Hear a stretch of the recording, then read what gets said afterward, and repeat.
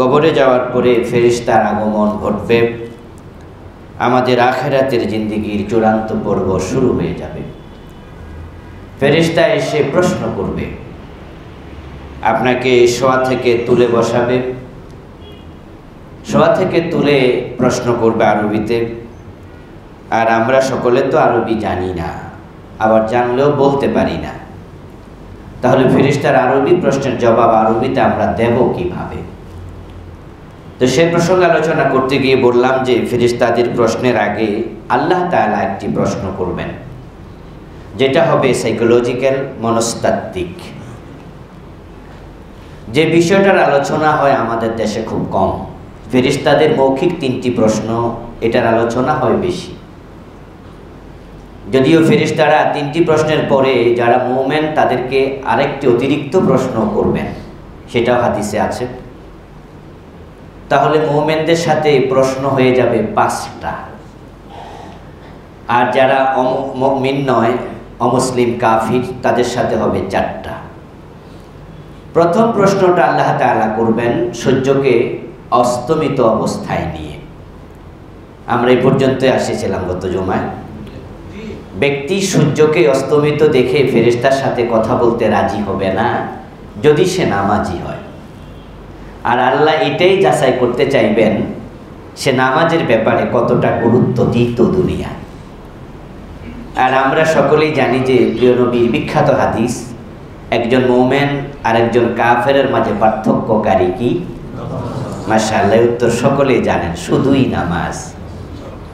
তো আল্লাহ চাইবেন যে ব্যক্তি যে প্রশ্নের জবাব দেবে, তো প্রশ্নের জবাব তো আরবিতে হবে, তো তাকে তো আরবি শিখানোর যোগ্যতা দিতে হবে।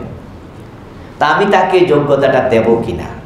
শুধু আরবি বলার যোগ্যতাই না, আরবি বলার যোগ্যতা তো ফেরাউন নমরুদেরও ছিল, কিন্তু প্রশ্নের যথাযথ উত্তর দেওয়ার যোগ্যতা সেটা আমি দেব কিনা, এটা আল্লাহর হাতে নির্ভর করবে। কে উত্তর দিতে পারবে, কে পারবে না।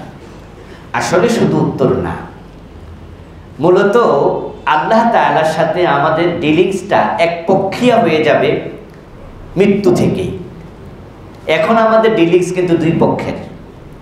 এই জন্য আমরা কোরআন মাজিদে যখন সূরা ফাতিহা পড়ি, তখন প্রথম অংশ আল্লাহ, দ্বিতীয় অংশ বান্দা। আমরা প্রথমে আল্লাহকে বলি আলহামদুলিল্লাহি রাব্বিল আলামিন, আর রহমান আর রহিম মালিক, এগুলো সব কিন্তু আল্লাহ। পরে গিয়ে বলছি ইয়াকা না'বুদু, এবার আমার, মানে আমি তোমার গোলাম। 2 পক্ষের আলোচনায় হচ্ছে। কিন্তু মৃত্যু থেকে আপনার কোনো ভূমিকা থাকবেই না, আপনি শেষ। এই জন্য আপনি চাইলেও আপনার কাছে মৃত্যুর ভালো ফেরেশতা আপনি দাওয়াত দিয়ে আনতে পারবেন না। মৃত্যুর ফেরেশতা আসার সময় আমরা আলোচনা করেছি, যারা নিয়মিত শ্রোতা তারা এখানে শুনেছেন, যে ফেরেশতা আতর নিয়ে আসবে জান্নাত থেকে আপনার জন্য, সুগন্ধি রেশমি কাপড়। এই যে আনবে, এটা কি ফেরেশতারা নিজেরাই আনে না আল্লাহর হুকুম লাগবে? ডেফিনিটলি ফেরেশতাদের তো ইচ্ছা করে কিছু করার মতো ক্ষমতা তাদেরও নাই। তাহলে বোঝা গেল যে আপনার কাছে কোন ফেরেশতা আসবে, আপনার মৃত্যুটা কেমন হবে, পরবর্তী পুরাটা জীবনই আল্লাহর উপর ডিপেন্ড করবে। এই জন্য হাসরের ময়দানে যারা মুক্তি চায় তারাও আল্লাহকে খুশি করুক, কারণ এমন অনেক আল্লাহর বান্দা থাকবে যাদের আমলনামায় প্রচুর গুনাহ নিয়ে মুক্তি পেয়ে যাবে। হাদিসে একটু ভিন্ন ভিন্ন আলোচনা আছে আখিরাত নিয়ে। এই বইটা আমি লিখলাম যে 552টা হাদিস আছে। যদিও আখিরাত নিয়ে হাদিস তো এত কম না, আরো অনেক, বইয়ের কলমের বেড়ে যাবে, তাও তো 420টা হয়েছে। এখানে ভিন্ন রকমের হাদিস পাওয়া যায় যে আল্লাহ তাআলা এমন কিছু বান্দা আছে যাদের গুনাহগুলো থাকার পরেও আল্লাহ তাদের সাথে উত্তম আচরণ করবেন। সে কারণটা আবার ভিন্ন হতে পারে, তার এমন কোনো আমল আল্লাহর কাছে পছন্দ হয়ে গেছে যেটাকে আল্লাহ প্রাধান্য দিয়ে দিয়েছেন। তো দেওয়ার কারণে তাকে আল্লাহ কাছে রাখবেন। তার হিসাবটা নেওয়ার সময় অন্যের সামনে তাকে প্রকাশিত করবেন না, বরং রহমতের একটা চাদর দিয়ে তাকে ঢেকে আলাদা করে ফেলবেন। তারপরে তাকে তার গুনাহগুলোর কথা আল্লাহ স্মরণ করাবেন। এ গুনাহ করছো, সে বলবে হ্যাঁ। ওই গুনাহ করছো, বলবে হ্যাঁ। এইভাবে গুনার কথা তাকে আল্লাহ ফার্স্ট স্মরণ করাবেন। এবং সে গুনার কথা স্বীকৃতি দেবে, না দিয়ে উপায় তো নাই। এবং প্রিয় নবী সাল্লাল্লাহু আলাইহি ওয়াসাল্লাম বলছেন যে তখন ওই ব্যক্তি ভয়ে অস্থির হয়ে যাবে।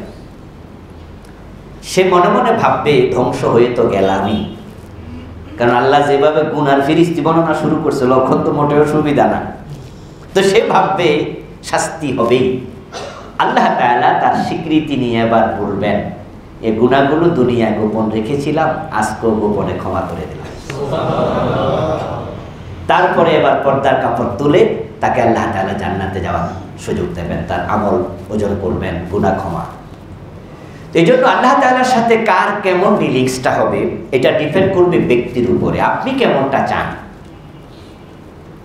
তাই প্রিয় নবীজি সাল্লাল্লাহু আলাইহি সাল্লাম বলছেন হযরত ফাতেমাকে লক্ষ্য করে, ইয়া ফাতেমাতা বিনতু মুহাম্মদ ইনকাজি নাফসাক ওয়ালাউ বিশিক্কি তামারা।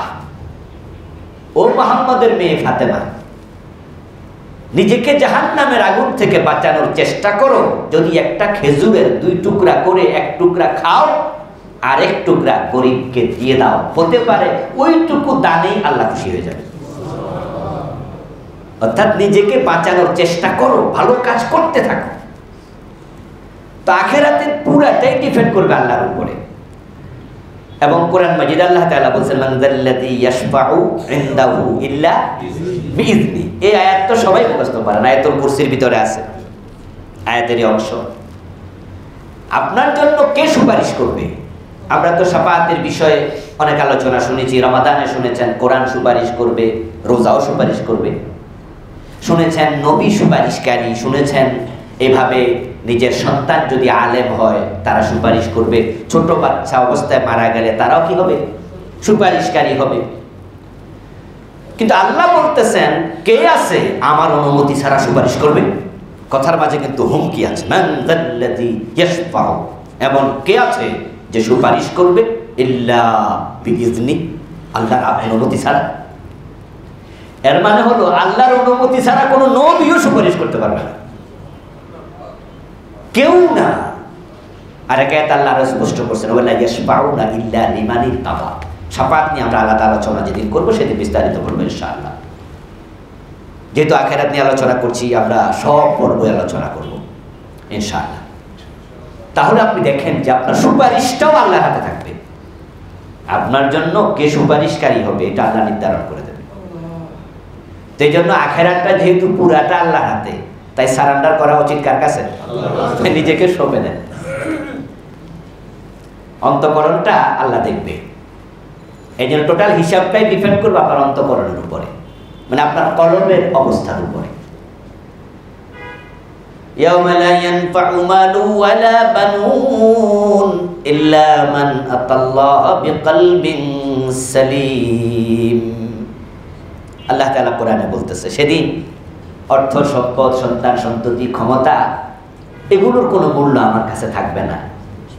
যে প্রধানমন্ত্রী মারা গেল তো উনার কবরে ফেরেশতা একরকম, আর একজন রিকশাওয়ালা মারা গেল ফেরেশতা আসবে ভিন্ন রকম, প্রেসিডেন্ট মারা গেল তার কবর একরকম, একজন সুইপার মারা গেল তার কবর আরেক রকম। এগুলো হবে না। আমি আল্লাহর কাছে কারো ক্ষমতা, সন্তান, পয়সা এগুলো কোনো মূল্যই নেই। ইল্লা মান আতাল্লাহ বিকলবিন সালিম। তবে যে একটা চমৎকার অন্তর নিয়ে মারা গেছে তার এই অন্তরটা উপকারী হবে। সুবহানাল্লাহ।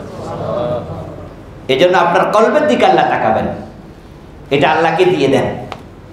আল্লাহর কথা, রাসূলের কথা যখন আসবে সেখানে আনুগত্যের শির নত করে দেন।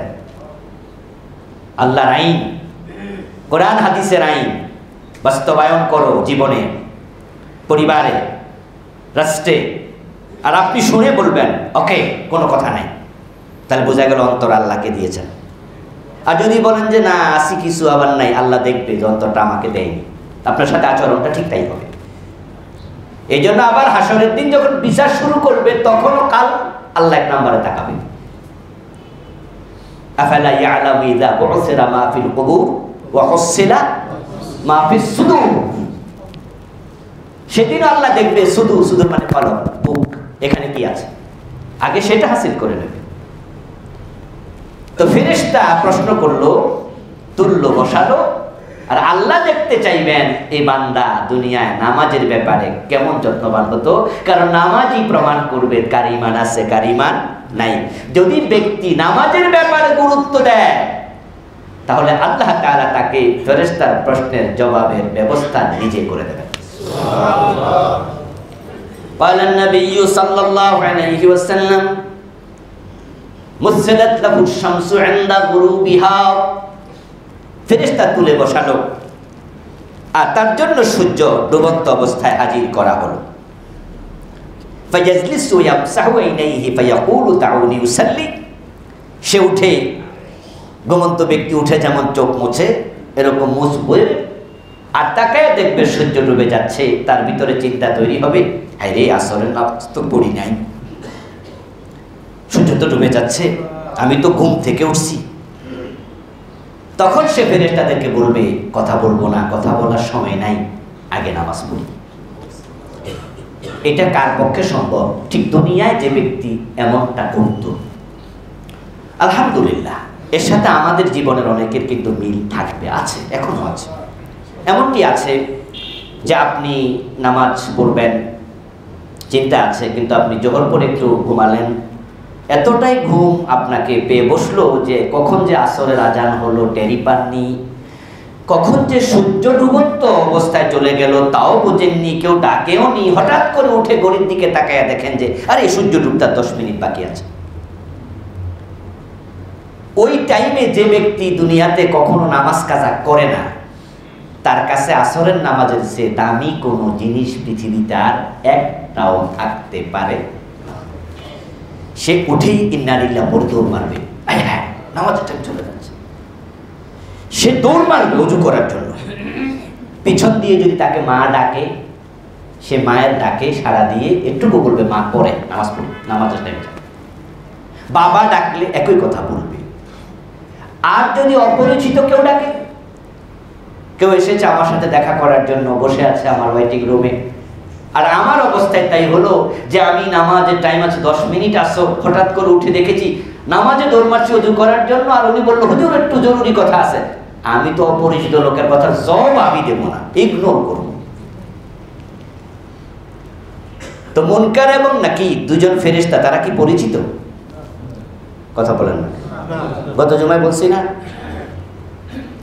মুনকার মানে অস্বীকারী, নাকির মানে চির অপরিচিত, তাদের সাথে আর কোনোদিন দেখাই হয়নি। তোদের ব্যাপারে আপনি কিসের গুরুত্ব দেবেন? আপনি তো নামাজ, সূর্য ডুবে যাচ্ছে। তাই ফেরেশতা তুলে বলবে, মান রাব্বুক, উনি জবাব দেবে, দাউনি, আমাকে ছেড়ে দাও, কথা বলার সময় নাই, উসাল্লি, আগে নামাজ পড়ি। এই জবাবটা যখন ব্যক্তি দিতে পারবে, যারা হেলায় খেলায় নামাজ কাজা করে, এমন লোক আছে না? মানে বসে বসে গল্প করছে, নামাজের সময় চলে যাচ্ছে, কোন রকমের ইয়ে নাই এটা নিয়ে। এই লোক কিন্তু জবাব দিতে পারবে না, সে তো গল্প করে এমনিতে নামাজ কাজা করে অভ্যস্ত। নামাজে যে ব্যক্তি গুরুত্ব দেবে, সেদিন সেই শুধু এই জবাব দিতে পারবে। তো যখন সে বলবে দাউনি উসাল্লি, আমি নামাজ পড়ি, ফেরেশতারা এবার তাকে বলবে, না, এটা আলমে বারজাখ, প্রশ্নের জবাব দিন, বসুন আপনি এখানে, এখন নামাজ লাগবে না। এবার প্রশ্ন হবে শুরু, মান রাব্বুক, বলুন আপনার রবকে। এখন সে আরবি তো বুঝতেও নাও পারে, আরবি নাও জানতে পারে। এখন কি হবে? আল্লাহ তাআলা কোরআন মাজিদে বলেছেন, ইউসাব্বিতুল্লাহুল্লাযীনা আমানু বিল কওলি সাবিতি ফিল হায়াতিদ দুনিয়া ওয়া ফিল আখিরাহ। দুনিয়ায় যে আল্লাহ মুমিনদেরকে ঈমানের উপরে অটল অবিচল রেখেছেন, কোন পরিস্থিতিতেই ঈমান থেকে চুল পরিমাণ সরে নাই, সরতে রাজি নয়, বেলালের মতো গলায় রশি টানলেও না। যারা ঈমানের সামনে কোটি টাকার প্রলোভনকে তারা পায়ের দোলে ফেলে দিয়েছে, ঘোষ খায়নি, সুদ খায়নি, হারামের কাছে ঈমান আমল বিক্রি করেনি, এই যে দৃঢ়তা, আল্লাহ বলে আমি আল্লাহ এটা তাকে দুনিয়ায় দিয়েছিলাম, ফেরেশতার সামনে সেই ঈমান আমি তাকে আবার দেব। কোরআন মাজিদে আল্লাহ বলেন, আল্লাহ তাকে সাবেত রাখবে সেদিন। বিল কওলি সাবিত ফিল হায়াতিদ দুনিয়া, এই বিল ঈমান, ঈমানের উপরে আল্লাহ তাকে এবার জবাব দেওয়ার ক্ষমতা দিয়ে দেবেন। ফায়াকুলু রাব্বি আল্লাহ, প্রিয় নবী বলছেন মুমিন ব্যক্তি জবাব দিয়ে দেবে আমার রব আল্লাহ। মান ইলাহুকা, প্রশ্ন করা হবে না। মান খালিকুকা, প্রশ্ন করা হবে না। প্রশ্ন হবে মান রাব্বুকা, তোমার রব কে। পরিচয়টা রবের সাথে হোক। আল্লাহর তো মূল নাম আল্লাহ। এই প্রশ্ন করবে না তোমার আল্লাহকে, এই প্রশ্ন করা হবে না তোমার খালেককে, প্রশ্ন করা হবে তোমার রবকে। তাহলে বোঝা গেল আল্লাহর সকল নামের ভিতরে এই নামটা একটু আলাদা, এটা বিশেষ বৈশিষ্ট্য সম্পন্ন। তাই তো যখন আমরা রুহের জগতে ছিলাম, আল্লাহ তাআলার সাথে আমাদের যখন প্রথম পরিচয় হয়, সেখানেও কিন্তু আল্লাহ প্রশ্ন করেছিলেন আলাস্তু বি রাব্বিকুম, আমি কি তোমাদের রব নই? সেখানে আল্লাহ বলেননি আলাস্তু বি খালিকিকুম, আমি কি তোমাদের খালেক নই? আলাস্তু বি রাজিকিকুম, আমি কি তোমাদের রিজিক দাতা নই? এই প্রশ্ন করেন। আলাস্তু বি রাব্বিকুম, আমি কি রব নই? আবার দুনিয়ায় যখন আমরা আসলাম, আমাদের কাছে কোরআন আসলো, আমরা কোরআন পেলাম, আমরা মুমিন মুসলমান। আল্লাহ তাআলা সূরা ফাতিহাতে আল্লাহর যে পরিচয় দেন, সেখানেও কিন্তু তিনি বলেন আলহামদুলিল্লাহি, প্রশংসা সেই আল্লাহ। কোন আল্লাহ? রব্বিল আলামিন, যিনি রব। তাহলে আল্লাহ নিজের পরিচয় দিচ্ছেন রব বলে। তাহলে রূহের জগতেও রব, কোরআনের প্রথম পরিচয় আমি সে আল্লাহ যিনি রব। এরপরে যখন আপনি দুনিয়া থেকে চলে যাবেন, তখন কবরে প্রথম প্রশ্ন মান রব্বুক, রব কি? প্রশ্ন হতে পারে যে এই রব নিয়ে এত বেশি আলোচনা কেন? উত্তর হলো মানুষ রুবুবিয়তেই ঝামেলা করে, মানুষ নিজেকে রব বলে দাবি করে। ফেরাউন কি বলেছে? আনা রব্বুকুমুল আ'লা। ফেরাউন বলেছে আমি তো তোমাদের বড় রব। ফেরাউন কিন্তু বলেনি আমি তোমাদের সৃষ্টিকর্তা, কারণ ফেরাউন জানে সে মায়ের পেট থেকে জন্ম নিচ্ছে, তো এ তার মারে বানাইছে নাকি? এবং তার সামনে যারা আছে তাদের তার সিনিয়র বয়স অনেকে আছে, ও তো ওদেরকে বানায়নি। তার জুনিয়র যারা আছে তার চোখের সম্মুখে জন্ম নিচ্ছে মায়ের পেট থেকে, সে কেমনে বানাবে? এই জন্য সে বলেনি আমি সৃষ্টিকর্তা, বলেছে আমি রব। আল্লাহ জানে দুনিয়ার মানুষেরা রুবুবিয়ত শব্দ নিয়ে টানাটানি করবে, নিজেরা রব সেজে বসবে। এবং নমরুদের ব্যাপারে আল্লাহ তাআলা কোরআনে কি বললেন? আলাম তারা ইলাল্লাযী হাজ্জা ইব্রাহিমা ফি রাব্বিহি আন আতাহুল্লাহুল মুলক। ও নবীজি, আপনি কি লক্ষ্য করেন নাই সে ব্যক্তির দিকে যাকে আল্লাহ রাজত্ব দেওয়ার পরে ইব্রাহিমের সাথে রব হওয়ার ব্যাপারে ঝগড়া লাগছে? ইব্রাহিম বলে আমার রব আল্লাহ, নমরুদ কয় না আমি রব। মুসা বলে আমার রব আল্লাহ, ফেরাউন বলে আমি রব। এই জন্য আল্লাহ তাআলা মরার পরে প্রশ্ন করবে আসলে রবটা কে? তো রব কি এটাই যদি আপনি না জানেন, তাহলে জবাব দেবেন কেমনে? আর রব আল্লাহ এটা না জানার কারণে নামাজ পড়ার পরেও লোকজন আল্লাহ রব শব্দের সাথে শিরিক করে, রোজা রাখার পরেও করে, হজ করার পরেও করে। এবং আল্লাহ রব নামের সাথে মানুষ সবচেয়ে বেশি শিরিক করে। আর আল্লাহ কখনো শিরিক পছন্দ করেন না, এই জন্য তিনি এটাকে আলাদা করে নেবেন। দুনিয়ার কোন রাজা বাদশাহ নিজেকে কখনোই খালেক দাবি করেনি, কিন্তু রব দাবি করেছে। এবং আমরা দুনিয়ার কাউকে খালেক মনে করি না আল্লাহ ছাড়া। মক্কার মুশরিকরা মনে করতো না। লা ইন সাআলতাহুম মান খালাকাস সামাওয়াতি ওয়াল আরদা লা ইয়াকুলুন্না আল্লাহ, পবিত্র কোরআনের আয়াত। হে নবী, মক্কার মুশরিক আবু জেহেল, আবু লাহাব, যদি ওদেরকে আপনি প্রশ্ন করেন আকাশ জমিন কে বানাইছে, তারাও বলবে আকাশ জমিন বানাইছে আল্লাহ। এরাও বলবে না যে লাত মানাত বানাইছে। তা আল্লাহ খালেক এটা সবাই বলবে, কিন্তু আল্লাহ রব এটা নিয়ে ঝামেলা করে। রব শব্দের অর্থ যিনি লালন করেন, পালন করেন, যার মালিকানা, যিনি প্রতিপালক। আপনাকে কে খাওয়ায়? কে প্রতিপালন করছে? না না না, চাকরি, ব্যবসা। এই জন্য চাকরিওয়ালা যিনি চাকরি দিলেন তিনি যদি বলে দেন যে আমার অফিসে চাকরি করতে হলে জোহরের টাইমে নামাজের সুযোগ থাকবে না, তুমি অফিসে নামাজ পড়তে পারবা না, যদি পড়তে চাও বাসায় গিয়ে পড়বা, কিন্তু অফিসে নামাজের সময় দেওয়া হবে না, নাস্তার সময় দেওয়া হবে মাত্র 20 মিনিট, দুপুরে লাঞ্চের টাইম এর ভিতরে শেষ, নামাজ এখানে চলবে না। তো এখন আপনি ভাবছেন যে চাকরিটা যদি না হয় তাহলে না খেয়ে মরবো, এত একটা ভালো সুযোগ পাইলাম, ওকে স্যার নামাজ, আচ্ছা ঠিক আছে। তাহলে আপনি আপনার প্রতিপালক কাকে বানালেন? প্রাধান্য যাকে দিলেন সেই তো। যদি আপনি ভাবতেন যে আমার রব প্রতিপালক, তাহলে তার নামাজ পড়া এটা বাদ দিয়ে আমি চাকরি নেব। আপনি প্রাধান্য দুনিয়ার চাকরিকে দিতেই পারেন না। আপনি বলতেন যে যেখানে চাকরি করলে নামাজ বাতিল করা লাগে সেখানে সরি আমি চাকরি করব না। ব্যবসাকে প্রাধান্য দিতে গিয়ে নামাজ কাজা। এইভাবে আপনি আপনাকে কে পালন করছে? কে প্রতিপালন করছে? আপনার লিডার, আপনার নেতা, এলাকার নেতা বলেছে এটা করো, আরেকজনের মাথায় বাড়ি দিয়ে দেবেন। নেতাকে আপনি বলেছেন যে নেতা আপনি না থাকলে তো আমি শেষ। এভাবে তার কথা মানতে গিয়ে আল্লাহর কথার বাইরে চলে যাচ্ছেন। রব তো তিনি হন যিনি আপনার পূর্ণ মালিকানার অধিকারী হন। আপনার পায়ের নখ থেকে মাথার চুল পর্যন্ত সবটা যার মালিকানা থাকবে তিনি রব। তেমন মালিক যাকে স্বীকার করবেন তার কথার বাহিরে দুনিয়ায় চলার কি আদৌ কোনো সুযোগ থাকে? তো চলেছেন তো। কেন চলেছেন? আপনি তাকে রব মানতে পারেননি। এই জন্য তিনি ফেরেশতা দিয়ে প্রথম প্রশ্ন আদায় করে নেবেন, দুনিয়া কাকে রব মেনেছে। আমার প্রিয় ভাইয়েরা, আপনি যদি সত্যিকার আল্লাহ তাআলাকে রব মেনে নেন তাহলে তার কথার বাহিরে আপনি চলবেন না, কখনো চলার সুযোগই নেই। বরং আপনি তার কথা মানতে গিয়ে দুনিয়ার সবার বিরুদ্ধে একা দাঁড়িয়ে যেতে আপনি প্রস্তুত থাকবেন।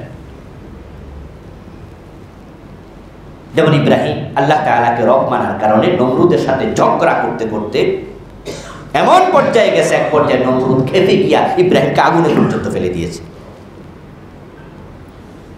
এবং এই ঝগড়ায় ইব্রাহিম নবী ছিলেন একা, উনার মা উনার বাবা পর্যন্ত উনার দলে ছিল না। পুরা জাতি উনার বিপক্ষে ছিল, পুরা জাতি। ইভেন উনার বাবা এক পর্যায়ে যখন ওনাকে আগুনে ফেলা হলো তখন কিন্তু রশি যারা টানছে উনি তাকিয়ে দেখেন উনার বাবা আজও রশি টানার লোকদের দলে, যে রশি টান দিয়ে এক পর্যায়ে ছেড়ে দিলে আগুনের মাঝে ঝাঁপাইয়া পড়তে হবে, ওখানে দেখছেন যে আজও রশি টানতেছে। তখন তিনি আল্লাহকে বলেছিলেন ওই স্বর্গের উপরে থেকে, ইয়া রাব্বি ইন্নাকা ফিস সামাই ওয়াহিদ ওয়া আনা ফিল আরদি ওয়াহিদুন আ'বুদুক। তাফসীর ইবনে কাসির পড়েতা ইব্রাহিম আলাইহিস সালামের বক্তব্যটা কোট করেছেন। ইব্রাহিম বলছে ও আমার রব, শব্দ দেখেন ইয়া রাব্বি, ইয়া আল্লাহ বলে নাই, কারণ ঝগড়া তো রুবুবিয়ত নিয়ে চলছে। ইয়া রব, তুমি আকাশে একা, পুরা মালাকুত জাবারুত সব তুমি একা কন্ট্রোল করো। আর তাকায় দেখো জমিনে তোমার গোলাম ইব্রাহিমও একা। ওয়ানা ওয়াহিদ ফিল আরদি আ'বুদুক, আমার বাবাও আমার দলে নাই, মাও নাই। ইব্রাহিম আলাইহিস সালাম আগুন থেকে বের হয়ে যখন আবার নমরুদের বাড়িতে গেলেন, গিয়ে আবার যখন বললেন কুলু লা ইলাহা ইল্লাল্লাহ ওয়াত্তাকুল্লাহ আতিউন, লা ইলাহা ইল্লাল্লাহ পড়ো, আল্লাহকে মানো, তখন আজর বলেছিল লা ইল্লাম তানতাহিল আরজুমান্নাক ওয়াহজুরনি মালিয়া। ইব্রাহিম তুমি এখনো সোজা হইবা না, আগুনে পর্যন্ত ফেলে দিলাম, তোমার কারণে এই নমরুদ আমারে পর্যন্ত গালি দেয়, বাবা হিসাবে আমারে বকলি দেয়, তুমি একটু আমারে মুক্তি দাও, ওয়াহজুরনি মালিয়া। ইব্রাহিম আলাইহিস সালাম তখন খুব কষ্ট পেয়েছিলেন যে আগুন আমাকে ধ্বংস করতে পারেনি, অতটুকু দেখার পরেও কি তোমাদের একটু বুঝ হয়নি যে আমি আল্লাহর নবী? আর তুমি বাবা হিসাবে তুমি তো একটু বোঝা উচিত তোমার ছেলেটা কেমন চরিত্রের। আর তুমি কিনা বলছো লা আরজুমান্নাকা, আমাকে তুমি এই দাওয়াত দিলে পাথর মেরে হত্যা করবে। ঠিক আছে, যেহেতু তুমি আমাকে পছন্দই করো না, তাহলে যাও, আমি হিজরত করলাম। তখন তিনি ইরাক থেকে বের হয়ে চলে গেলেন ফিলিস্তিনে, হিজরত করলেন। তাহলে রুবুবিয়তের বিষয়টা খুবই সেন্সিটিভ। আর আপনি যদি ইব্রাহিমের মতো আল্লাহকে রব মানেন, তাহলে কি হবে? তামাম দুনিয়া আপনার বিপক্ষে গেল, আপনি টেনশন করবেন না। আর এই ঈমানের উপরে যে মরবে আখিরাতে, সে বলতে পারবে রব্বি আল্লাহ। বিষয়টা সহজ নয়। কলবের দিকে আল্লাহ তাকিয়ে দেখবেন তো তার কলবে রুবুবিয়তের মাহাব্বত, রুবুবিয়তের প্রতি ইতিকাদ কতটুকু আছে। আপনার চিন্তা হবে সারে দুনিয়া हो मुखालिफ, कुछ नहीं नुकसान है, कुछ गम नहीं कुछ डर नहीं, जब रहमते रहमान है।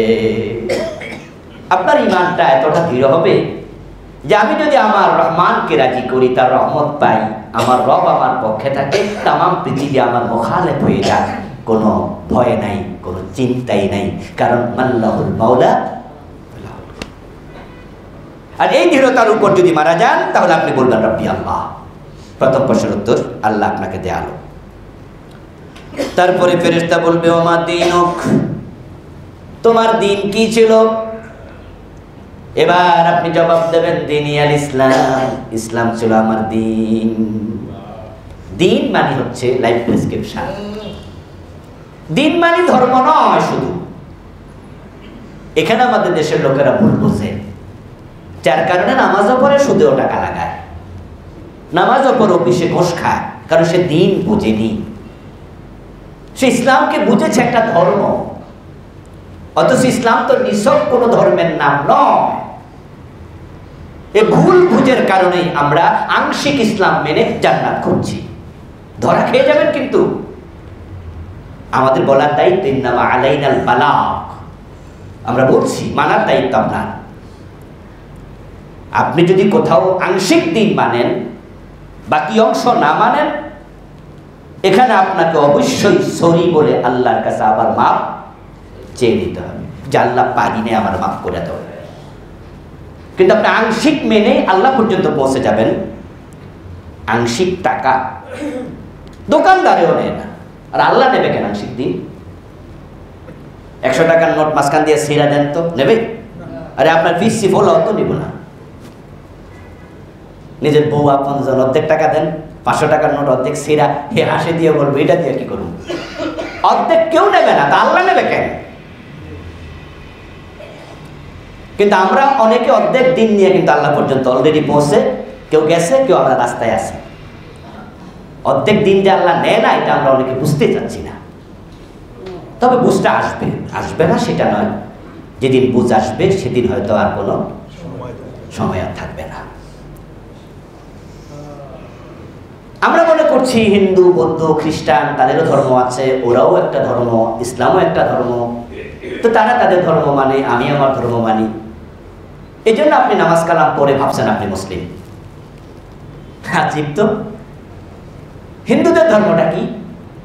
তারা হলো 12 মাসে 13 পূজা, এখানে ধর্ম শেষ।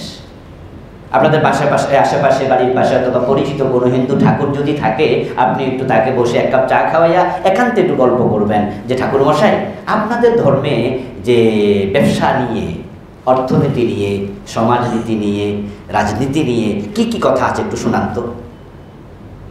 দেখবেন যে হিন্দু ঠাকুর বলবে, ভাই এসব নাই, আমি বিয়ে শাদী পড়াই, কিছু মন্ত্রতন্ত্র পারি, আর পূজা কেমনে শুরু করালাই মন্ত্রতন্ত্র অং বং চং পারি, আর সে বেশি আমি জানি না। অতটুকু দিয়ে তাদের দিন চলে। খ্রিস্টানরা সপ্তাহে একবার তাদের গির্জায় যাবে, ওখানে গিয়ে কিছু পূজা অর্চনা করবে, ঈসা নবীর সামনে খাড়াইয়া দেখবেন যে ওদের গির্জায় গেলে বড় বড় ছবি টানানো আছে, কোথাও মেরি, কোথাও ঈসা, যিশু। আর সেখানে গিয়ে কিছু মন্ত্র পড়বে, 1 সপ্তাহে একবার যাবে, বেরিয়ে চলে আসবে, বাকি 6 দিন নিজের মন মতো চলবে, অসুবিধা নেই। ইহুদিরা তাই সপ্তাহে একবার সিনেগাকে যায়, বৌদ্ধরা তাই সপ্তাহে একবার পেগোডায় যায়, তাদের ধর্ম শেষ।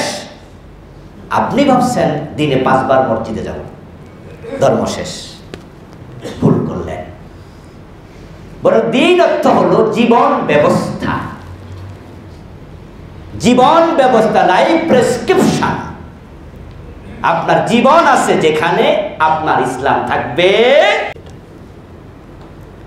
আবার ঘুমাতে যখন যাবেন তখন নির্ধারিত দোয়া আছে, বানাইয়া পড়বেন না।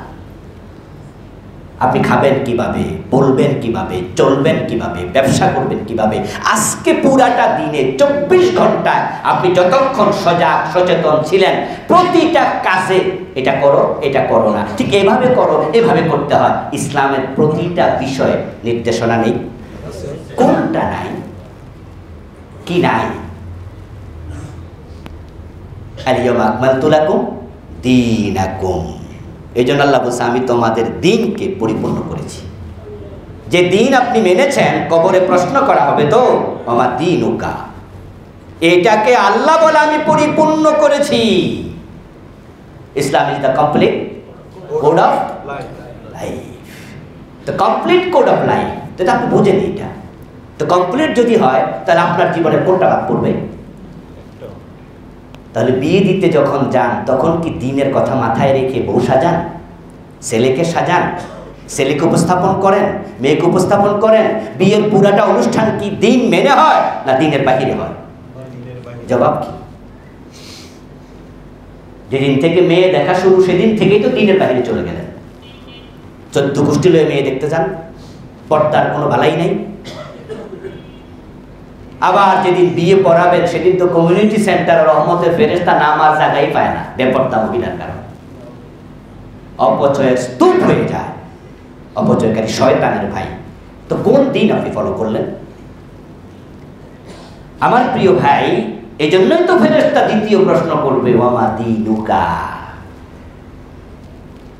জবাব কিন্তু আল্লাহ আপনাকে দেয়ার তৌফিক দেবে, আপনার চরিত্রের উপর ডিপেন্ড করে। না হয় কিন্তু সেদিন আপনি বলতে হবে, জানি না, জানি না, জানি না, আমার দিন কিছু না, আমি জানি না। এটা কাফেররা উত্তর দেবে, আমি জানি না। হা হা লাদ্রি, রাসূল যেটা বলেছেন, সে বলবেন জানি না, জানি না। আর জবাব আপনি দিতে পারবেন তখনই, যখন দিনটা আপনি মেনে চলতে থাকবেন। চলতে চলতে যেদিন মরবেন, ঠিক দিনের উপরে মরবেন। মসজিদে এসে নামাজ পড়া অবস্থায় মারা গেছে এমন লোক জিহাদের মাঠে দিয়ে মারা গেছে, ওয়াজে রওনা দিয়ে মারা গেছে, নিজের ভালো কোনো কাজ, ব্যবসা প্রতিষ্ঠানে মারা গেছে, যেখানে ব্যবসাটা সুন্নাহ তরিকায় করছিল। চাকরিতে গিয়ে মারা গেছে, যে চাকরিটায় কোনো খেয়ানত করেনি। রাসূল নিজেও তো চাকরি করেছেন, তিনি বলেছেন যে আমি মক্কায় টাকার বিনিময়ে মানুষের ছাগলও চড়াইছি। মা খাদিজার ব্যবসায়ের পার্টনার ছিলেন, তিনি ব্যবসা করেছেন। মা খাদিজা রাসূলের চরিত্রে মুগ্ধ হয়ে বিয়ের প্রস্তাব দিয়েছিল, কারণ এর আগেও তার ব্যবসায়িক পার্টনার ছিল, কিন্তু এতটা ইনসাফপূর্ণ ব্যবসা এর আগে কেউ করেনি। আব্দুল্লাহ ছেলে মুহাম্মদ যেটা করেছে নবুয়তের 15 বছর আগে। তা আপনি যেখানে আছেন, সেখানে আপনি দিন মানছেন কিনা? আল্লাহ আমাদের তৌফিক দান করুন। আপনার আমলের আলোকে আল্লাহ আপনার সাথে আচরণটা হবে। তা আপনি যদি দিনের উপরে মারা যান, তাহলে আল্লাহ বলবে, বলে দাও। আপনি সেদিন বলে দেবেন, দিনিয়াল ইসলাম, ইসলাম ছিল আমার জীবন ব্যবস্থা, আমার দিন। 3 নম্বর প্রশ্ন হবে, ওয়ামান হাযার রাজুল আল্লাযী বুইসা ফীকুম। এই লোককে চিনো নাকি, যাকে তোমাদের কাছে পাঠানো হয়েছিল?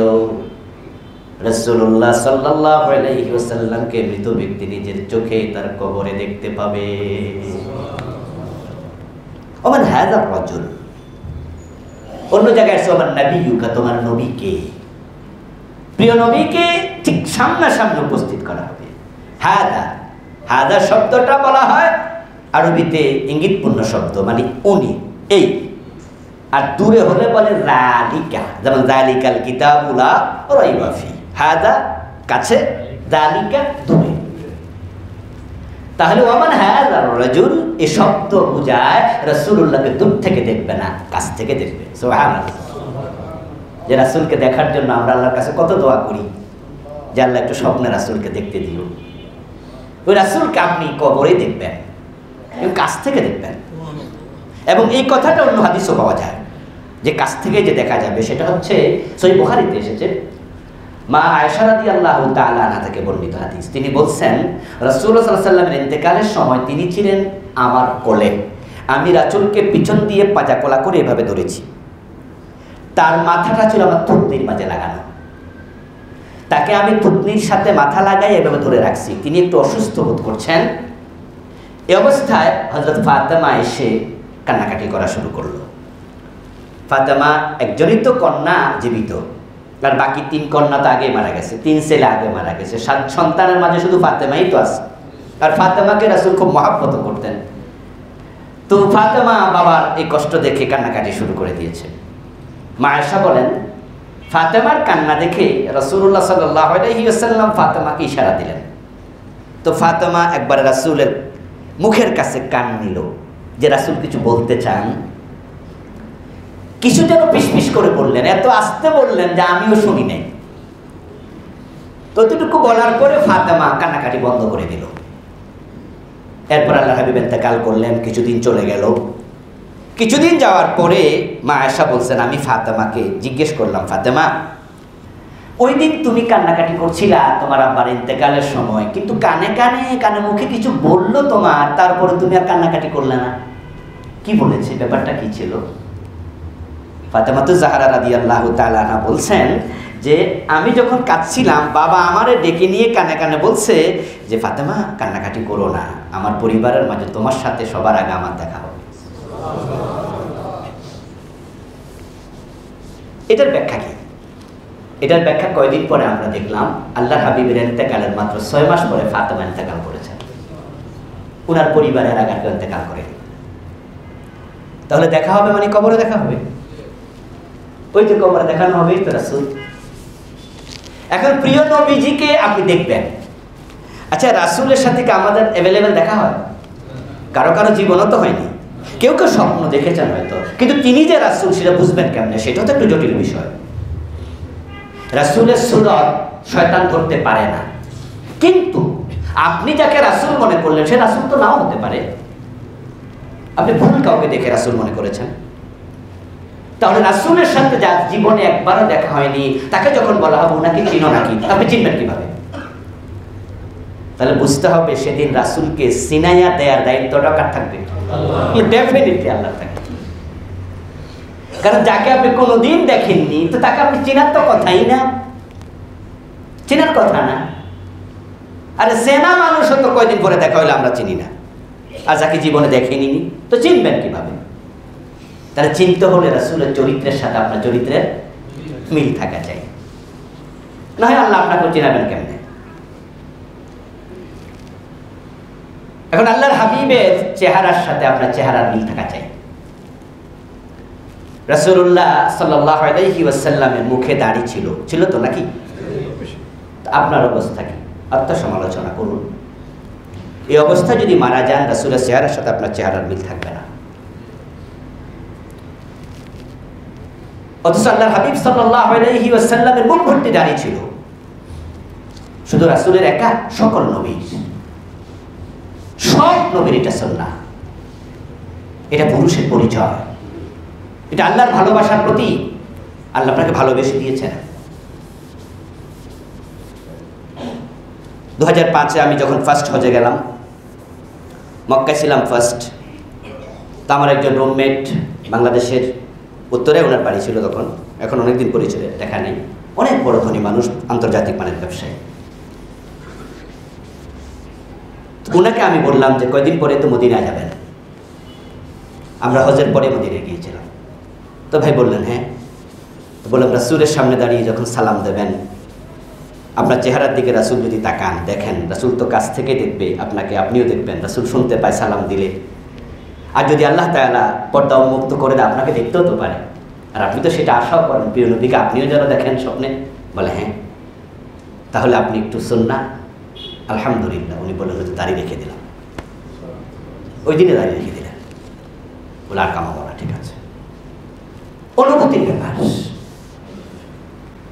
প্রিয় নবীজির চেহারার সাথে আপনার চেহারার মিল কেন থাকবে না? কোন কারণে থাকবে না?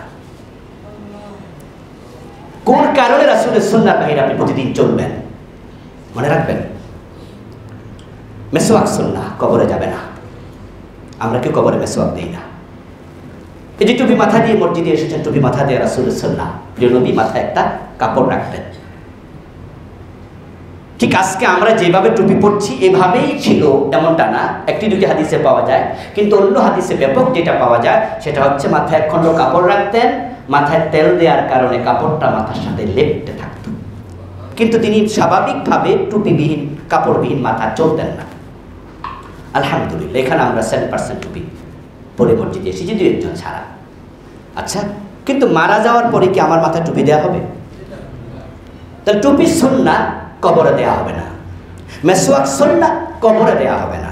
পাগড়ি রাসূল দিতেন মাথায়, সুন্নাত, কবরে দেওয়া হবে না। লম্বা জামা রাসূল পরতেন, যদিও এটাকে কেউ কেউ সুন্নাহ বলেছেন, কেউ কেউ বলছেন এটা আদতি সুন্নাহ, কিন্তু কবরে লম্বা জামাও দেওয়া হবে না। কবরে একটা সুন্নাহ যাবে, যে সুন্নাহর নাম দাড়ি, এটা সাথে যাবে। This is very significant.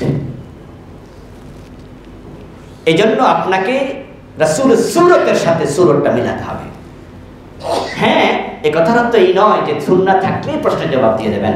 আরে দাড়ি তো ফেরাউনের মুখও ছিল, আবু জেহেলের মুখও ছিল, রবীন্দ্রনাথের মুখও আছে, কিন্তু কে কোন উদ্দেশ্যে রেখেছে সেটা ইম্পর্টেন্ট। আবু জেহেল যখন মারা যায়, মুআজ এবং মুআব্বাস রাদিয়াল্লাহু তাআলা আনহুমা যখন তার কল্লাটা কাটে, তখন সে বলেছিল, উনি দাড়ি চেপে ধরে কাটছিল, হাদিসে পাওয়া যায় দাড়ি চেপে ধরে তারপরে কল্লা কাটতেছিল। তখন আবু জেহেল বলছিল, কল্লাটা একটু এদিকে কাটো যেন মাথাটা একটু বড় দেখা যায়, আমি নেতা মানুষ তো। হারামি কারে কয়, মরার সময় অহংকার, কয় যে ঠিক এখানে কাটিও না, কয় এদিকে কাটো, এদিকে একটু বড় দেখা যাক কল্লাটা। তো দাড়ি চেপে ধরে যদি কাটে, তাহলে চেপে ধরার জন্য দাড়িটা 1 ইঞ্চি হলে চেপে ধরা যাবে না, অবশ্য লম্বা দাড়ি ছিল। তা আবু জেহেলের মুখে তো দাড়ি ছিল, তাই বলে কি রব্বি আল্লাহ দিনিয়াল ইসলাম বলতে পারবে না? দাড়ি মুখে রেখে সুদ খাবেন, গোশ খাবেন, দাড়ি মুখে রেখে অন্যায় করবেন, আর আজকের ওয়াজ শুনে আপনি মনে মনে খুশি যাক রাসূলের চেহারার সাথে চেহারা মিলছে বলে দেবো হাজার মাহমুদ, এত সোজা না। এটা একটা অংশ, এটা একটা অংশ। তারপর মুহাম্মদকে, উনাকে যে আপনি চিনতে চান, উনি কে? আল্লাহ বলছে, লাকাদ কানা লাকুম ফি রাসূলিল্লাহি উসওয়াতুন হাসানাহ। লাকাদ কানা লাকুম ফি রাসূলিল্লাহ, এ মুহাম্মদ আল্লাহর রাসূল, যার মাঝে আমি রেখে দিয়েছি তোমাদের জন্য উসওয়ায়ে হাসানা, সর্বোত্তম আদর্শ। তিনি আপনার জীবনের মডেল হবেন, উসওয়া হবেন, কুদওয়া হবেন, নমুনাজ হবেন, ইমাম হবেন, আপনার জীবনের আইডল হবে। তিনি কিভাবে জুতা পরতেন, আপনি সেভাবে জুতা পরবেন। তিনি কিভাবে চুল আঁচড়াতেন, আপনি সেটা জানবেন, সেটা ফলো করবেন। কিভাবে পানি পান করতেন, আপনি সেটা করবেন। কিভাবে খেতেন, কিভাবে বলতেন, কিভাবে চলতেন, কিভাবে পরিবার চালাতেন, কিভাবে রাষ্ট্র চালিয়েছেন, এভরি মোমেন্ট, এভরি হোয়ার তিনি আপনার নমুনাজ। আপনি মানতে থাকেন, বলতে থাকেন, চলতে থাকেন, কোথাও আপনি পারবেন না, চাইলেও পারবেন না। যেমন আপনি কোনো আদালতের জাজ, আপনি জানেন যে প্রিয় নবীজি চোর ধরে হাত কাটতো, কিন্তু বাংলাদেশি কোনো আদালতের জাজ আপনি চাইলেও কি চোর ধরে হাত কাটতে পারবেন? এখন আপনি কি করবেন? হুজুর আমি তো এখানে তাকে নমুনা মানতে পারিনি, আইডল মানতে পারিনি। সেখানে দাঁড়িয়ে আপনি আল্লাহর কাছে ক্ষমা চান, চোখের পানি ছেড়ে দিয়ে। দিনের বেলায় আদালতে বিচার করেছেন, চোর হাত কাটতে পারেননি, 2 বছর 3 বছর জেল দিয়েছেন। রাতে এসে তাহাজ্জুদের বিছানা দাঁড়িয়ে আল্লাহকে বলেন, আল্লাহ আমি তোমার রাসূলকে, তোমার বিধানকে এখানে ফলো করতে পারিনি, আমারে মাফ করে দাও। আর কেন পারিনি তুমি তো জানো, পারিনি তুমি জানো। কিন্তু আপনি আল্লাহর বাহিরে, রাসূলের আদর্শের বাহিরে চলতেই থাকবেন, সরিও বলবেন না, তাহলে রাসূলের চরিত্রের সাথে চরিত্রে মিলতে হবে না। আমার প্রিয় ভাইয়েরা, রাসূলুল্লাহ সাল্লাল্লাহু আলাইহি ওয়াসাল্লামকে এত কাছে কিভাবে দেখানো হবে? কিভাবে? উনি তো মদিনা, আমরা বাংলাদেশে। সহজ সহজ। হোয়াইট হাউসে জো বাইডেন যখন কোনো বক্তৃতা দেয়, আর সেটা তামাম পৃথিবীব্যাপী লাইভ ব্রডকাস্ট হয়, তখন আমাদের বাংলাদেশের চা দোকানে বৈশা, আমাদের ঘরে বসে টেলিভিশন অফ করে দিয়া আমরা টিভিতে দেখি জো বাইডেন হোয়াইট হাউসে বক্তৃতা দিচ্ছে, কোনায় লেখা ওঠে লাইভ। আর আমরা বুঝি এটা রেকর্ড নয়, ডিরেক্ট সম্প্রচার। অথচ আমেরিকা এখান থেকে হাজার হাজার মাইল দূরে। তো হোয়াইট হাউসের জো বাইডেনকে আপনার ভাঙ্গা ঘরে, চা দোকানে, আপনার নিজের রুমে যদি বিজ্ঞানীরা পৌঁছাইতে পারে মিডিয়ার মাধ্যমে, আমার রব মদিনার রাসূলকে আপনার কবরে কি আর উত্তম ভাবে পৌঁছানোর ক্ষমতা রাখেন না? জমিন সংকুচিত করে দেবেন, জমিন সংকুচিত হয়ে যাবে, নিস্তলা যে কবরে আছেন মদিনার জমিন মাঝখানে আল্লাহ ছড়াই দেবেন, যে চোখে দেখবেন রাসূল আপনার কবরে, আপনি দেখতেই পাচ্ছেন রাসূলকে। এখন যদি রাসূলের চরিত্রের সাথে সুরত সিরতের সাথে আপনার জীবনের মিল থাকে, আল্লাহ আপনাকে শিখাই দেবে, বলে দাও হাদা নবিয়ুনা মুহাম্মাদুর রাসূলুল্লাহ। আপনাকে শিখিয়ে দেওয়া হবে, চিনিয়ে দেওয়া হবে, বলে দেওয়া হবে, এই আল্লাহর বান্দা বলে দাও তিনি আমার নবী মুহাম্মদ সাল্লাল্লাহু আলাইহি ওয়াসাল্লাম। আপনি চিনে ফেলবেন, এক নিমিষে বলে ফেলবেন। বলতে চান তো নাকি? যদি চান চরিত্রটা মিলান, সুরত সিরত মিলান। মৃত্যু কখন এসে যায় বলা যায় না। শুধু শুধু গুনাহ করবেন না, শুধু শুধু গুনাহ করবেন না। আব্দুল্লাহ জাহাঙ্গীর রাহিমাহুল্লাহ বাংলাদেশের একজন বিখ্যাত আলেম মারা গিয়েছেন। ওনাকে প্রশ্ন করা হয়েছিল, এই যে দাড়ি রাখার মাসালা কি, দাড়ি রাখা কি ফরজ না ওয়াজিব? অনেকে তো হালকামি করে। উনি তখন বললেন, দেখেন রাসূল রেখেছেন, রাখা সুন্নাহ, রাখতে বলেছেন তাই রাখা ওয়াজিব, কাটতে নিষেধ করছে, কাটা হারাম। কি চমৎকার উত্তর! আপনি এটাকে হালকা করছেন কেন? কেন হালকা করছেন? কোন কারণে? সরি বলে দেন, এতদিন রাখেননি, আজকে শুরু করেন। কিন্তু কষ্টের জায়গা কোথায় জানেন? কষ্টের জায়গা হলো কেউ কেউ এমন আছে যার অফিসে দাঁড়িয়ে রাখলে চাকরি দেয় না। তার ব্যাপারে মাসালা হলো এই লোকটা ঈমান হারা, কাফের হয়ে যাবে। কারণ প্রিয় নবীর একটা সুন্নাহকে কেউ ইনকার করলে ঈমান আর থাকে না। ছেলের মুখে দাঁড়িয়ে আছে তাই বাবা মেয়ে বিয়ে দেয় না। মেয়ে আছে যে ছেলের মুখে দাঁড়িয়ে আছে স্বামী হিসাবে গ্রহণ করে না, বিয়েতে নারাজ। আপনার তীর কোথায় গিয়ে যাচ্ছে বিচ্ছে জানেন? এই যে আপনি মারলেন, এটা কার গায়ে গিয়ে লাগলো? নবী মুহাম্মদুর রাসূলুল্লাহ সাল্লাল্লাহু আলাইহি সাল্লামের গায়ে গিয়ে ডাইরেক্ট লাগলো। তো আপনি কেমনে কবরে জবাব দিবেন হাজা মুহাম্মদুর রাসূলুল্লাহ? How can it possible? আর ডিপেন্ড করবে আপনার চরিত্রের উপরে কবরের জবাব। ফেরেশতা যখন তিনটি প্রশ্নের জবাব পেয়ে যাবে, ফেরেশতা আবেগে আপ্লুত হয়ে যাবে। প্রিয় ভাইটি, জবাব ছোট ছোট, কিন্তু ফেরেশতারা জানে যে এক একটা জবাবের ওয়েট আসমান জমিনের চেয়েও বেশি, এবং দামি দামি জবাব। আল্লাহর হাবিব বলেন, তিনটি মৌখিক প্রশ্নের জবাব যখন ব্যক্তি দিয়ে দেবে, তখন ফেরেশতারা আনন্দিত হয়ে 4 নাম্বার প্রশ্ন করবে, ওমা ইউদরিক, ও আল্লাহর বান্দা এত চমৎকার জবাব তুমি পাইলা কোথায়, জানলা কেমনে? এটা অতিরিক্ত প্রশ্ন, এটা 4 নাম্বার। ফেরেশতারা বলবে, এত চমৎকার জবাব পেলে কোথায়, তুমি জানলে কেমনে, কে তোমাকে জানালো? তখন মৃত ব্যক্তি, মুমিন ব্যক্তি জবাব দেবে, কারাআতু কিতাবাল্লাহ ওয়া আমানতু বিহি, আমি আল্লাহর কোরআন পড়েছি, ঈমান এনেছি। কোরআনে আমি পেয়েছি যে আমাকে আল্লাহর সামনে যাওয়া লাগবে, রাসূল আমাকে শিখিয়েছেন ইসলাম মানা লাগবে, আমি বিশ্বাস করেছি, মেনে চলেছি, তাই আজকে আমি উত্তরগুলো আজকে দেওয়ার সুযোগ পেয়ে গেছি। ফেরেশতা যখন তাকে এই প্রশ্ন করবে, অথচ 4 নাম্বার প্রশ্নটা খুব জরুরি প্রশ্ন নয়, আগের 3টা ইম্পর্টেন্ট, এগুলোর উপর ডিপেন্ড করবে আখিরাত। কিন্তু 4 নাম্বার প্রশ্ন করার পরে আল্লাহ তাআলা চাইবেন আমার বান্দাকে যেন 5ম প্রশ্ন করে কষ্ট না দেয়।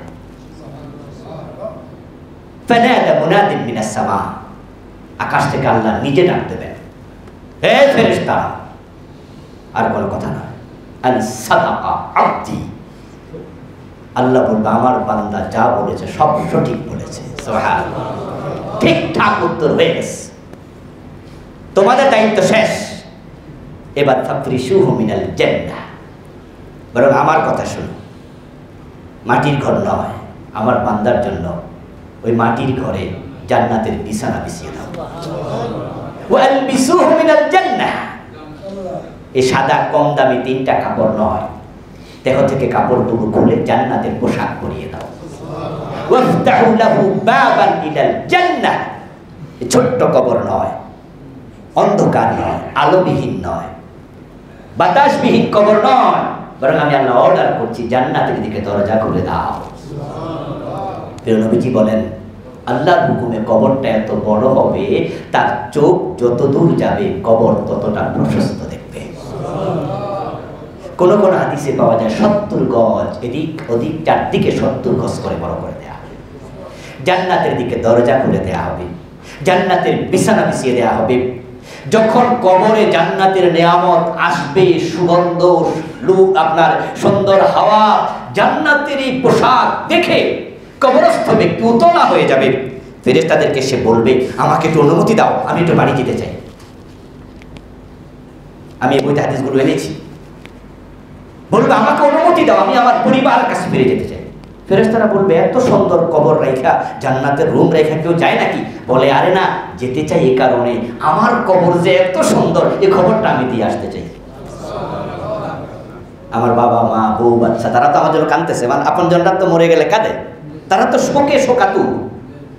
অথচ আমি যে এত ভালোবাসি এটা জানলে তারা তো আর কাঁদতো না, তারা তো আমার শোকে কষ্ট পাচ্ছে। আমাকে একটু অনুমতি দাও, আমি একটু বলে দিয়ে আসি।